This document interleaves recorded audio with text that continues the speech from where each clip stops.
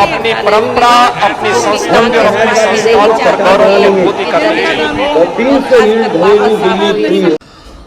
आजमगढ़ में दुर्गा के साथ रमाकांत को भी मैदान में उतारकर अखिलेश यादव ने खेला बड़ा दांव। इनका मजबूत किला है आजमगढ़ और फूलपुर। सपा सुप्रीमो अखिलेश यादव ने अपने आजमगढ़ में पुराने के साथ ही नए चेहरे के रूप में पूर्व विधानसभा अध्यक्ष सुखदेव राजभर के पुत्र कमलाकांत राजभर को भी दांव पर लगाकर बहुत बड़ा संदेश दिया है, जबकि गोपालपुर और लालगंज में पुराने चेहरे पर ही दांव खेल दिया है। वहीं सपा का अभेद किला माने जाने वाले अतरौलिया में भी पुराने चेहरे के रूप में डॉक्टर संग्राम यादव को मैदान में उतार दिया है।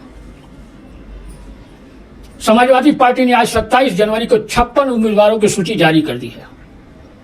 इसमें सपा सुप्रीमो अखिलेश यादव ने अपनी संसदीय क्षेत्र आजमगढ़ में भी भाजपा से आए रमाकांत यादव को फूलपुर पवई से उम्मीदवार बनाया है, जबकि अजय विधायक के रूप में माने जाने वाले दुर्गा प्रसाद यादव को उनकी ही सीट आजमगढ़ से उम्मीदवार बनाया है। अतरौलिया से विधायक डॉक्टर संग्राम यादव, गोपालपुर से विधायक नफीस अहमद, लालगंज सुरक्षित सीट से पूर्व विधायक विजयी सरोज और दीदारगंज विधानसभा से बसपा से आए कमलाकांत राजभर को उम्मीदवार बनाया गया है, जबकि निजामबाद विधानसभा से ईमानदार विधायक के रूप में माने जाने वाले आलम बदी आजमी को चुनाव मैदान में उतारा गया है। अब पहले हम फूलपुर पवई विधानसभा से घोषित उम्मीदवार पूर्व सांसद रमाकांत यादव की बात करते हैं।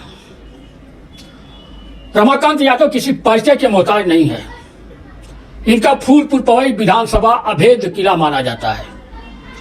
वर्ष 1985 में फूलपुर सीट पर कांग्रेस जैसे उन्होंने पहली बार कब्जा जमाया तो 3 चुनाव को छोड़कर 6 चुनाव में उन्हीं का ही राज रहा है।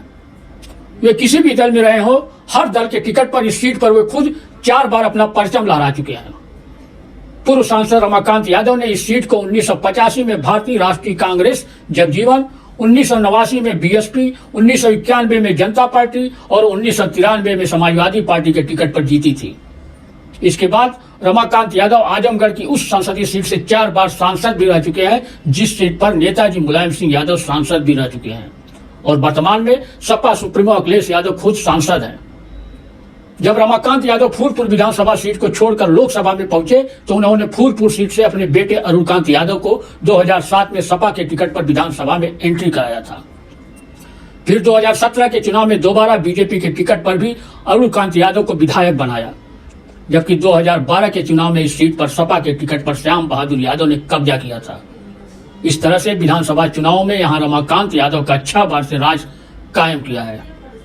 अब सपा ने इस सीट पर रमाकांत यादव को वर्षों बाद विधानसभा चुनाव मैदान में बड़ा दांव खेल दिया है। फूलपुर बीजेपी के लिए इकलौती सीट है जिस पर उसका इस समय कब्जा है। वर्तमान में पूर्व सांसद रमाकांत यादव के पुत्र अरुण यादव इस सीट पर बीजेपी से विधायक हैं। हालांकि अभी इस सीट पर न तो बीजेपी ने ही अपना पत्ता खोला है, न ही कांग्रेस और न ही बसपा ने ही खोला है। पिछले चुनाव में इस सीट पर बसपा से अबुल कैस ने चुनाव लड़ा था। अब बात करते हैं आजमगढ़ सीट से घोषित उम्मीदवार विधायक दुर्गा प्रसाद यादव की। दुर्गा प्रसाद यादव का भी आजमगढ़ सीट अभेद किला ही मानी जाती है। वर्ष 1985 में इस सीट पर दुर्गा प्रसाद यादव ने जनवादी पार्टी के टिकट से चुनाव लड़कर पहली बार विजय गाथा लिखी, तो इस सीट पर वे बार बार विजय गाथा लिखते चले आ रहे हैं। 1989 में जनता दल के टिकट पर दूसरी बार इस सीट पर दुर्गा यादव ने राज किया। 1991 में रामलहर में भी दुर्गा प्रसाद यादव ने अपनी सीट को जीतकर बीजेपी के विजय रथ पर ब्रेक लगा दिया था।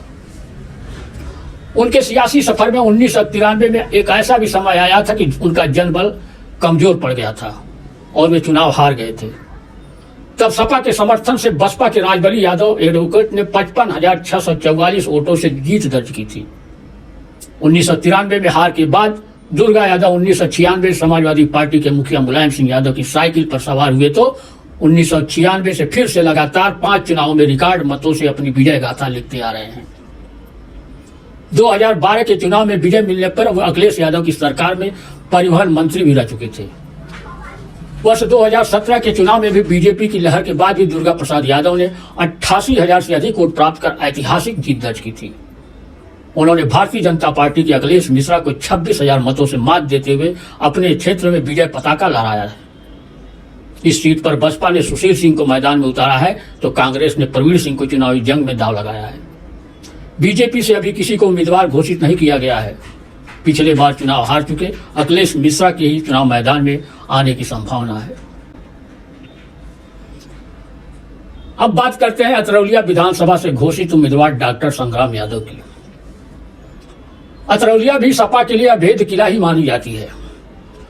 सपा के कद्दावर नेता और स्थापना के समय से ही मुलायम सिंह यादव से जुड़े बलराम यादव इस सीट से 5 बार विधायक रह चुके हैं। बलराम यादव के बाद इलाहाबाद विश्वविद्यालय की छात्र राजनीति से निकलकर आए उनके पुत्र डॉक्टर संग्राम यादव इस विधानसभा सीट से 2 बार से लगातार विधायक हैं।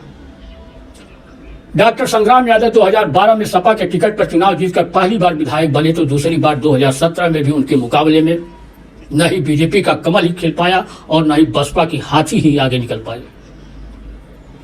2017 के चुनाव में सपा के डॉक्टर संग्राम यादव ने अपने निकटतम प्रतिद्वंदी बीजेपी के कन्हैया निषाद को हरा दिया था। समाजवादी पार्टी के डॉक्टर संग्राम यादव ने 74,000 से अधिक वोटों से जीतकर दूसरी बार सपा का परचम लहराया था। अब बात करते हैं गोपालपुर से घोषित उम्मीदवार नफीस अहमद की। गोपालपुर सीट पर भी सपा का ही दबदबा रहता है। इस सीट से सपा के वसीम अहमद 3 बार विधायक चुने गए थे। वसीम अहमद अखिलेश सरकार में मंत्री भी रह चुके थे। 2017 के चुनाव में वसीम अहमद का टिकट काटकर नफीस अहमद को मैदान में उतार दिया गया और नफीस अहमद पहली बार यहां से विधायक चुने गए। इस सीट पर भी अभी तक न तो बीजेपी ने किसी को मैदान में उतारा है और न ही बसपा ने किसी को प्रत्याशी घोषित किया है। अब बात करते हैं दीदारगंज विधानसभा से घोषित उम्मीदवार कमलाकांत राजभर की। कमलाकांत राजभर एक नया चेहरा है। कमलाकांत राजभर पूर्व विधानसभा अध्यक्ष सुखदेव राजभर के पुत्र हैं। स्वर्गीय सुखदेव राजभर आजीवन बसपा में रहे मगर निधन से पहले वे सपा सुप्रीमो अखिलेश यादव को भविष्य का राजनेता बता गए थे। यही नहीं, अपने पुत्र कमलाकांत राजभर को समाजवादी सियासत में एंट्री कराने के लिए अखिलेश यादव के हवाले कर गए थे।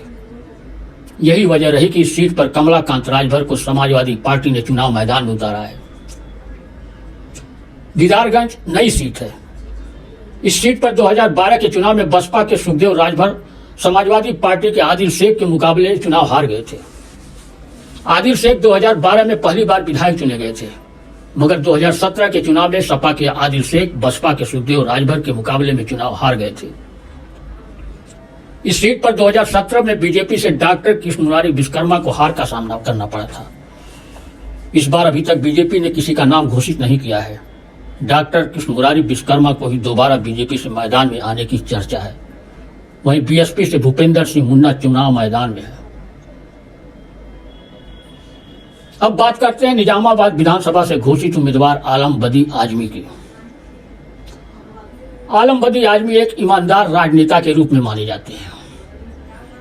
इस सीट पर आलम बदी आजमी अपनी ईमानदारी की बदौलत अब तक 4 बार सपा का परचम लहरा चुके हैं।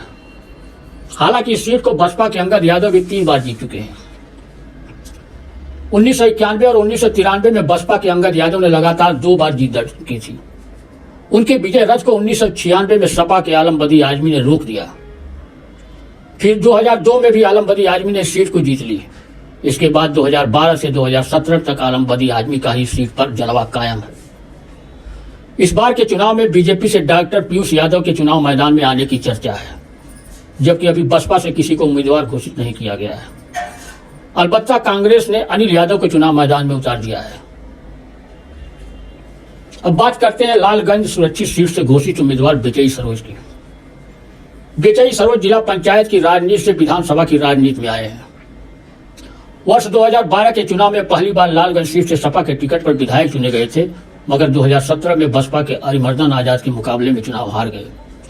वर्तमान में इस सीट से बसपा के अरिमर्दन आजाद विधायक है। अरिमर्दन आजाद का ही दोबारा बसपा से चुनाव मैदान में आना तय माना जा रहा है। इस सीट पर बीजेपी और कांग्रेस ने अभी अपना पत्ता नहीं खोला है।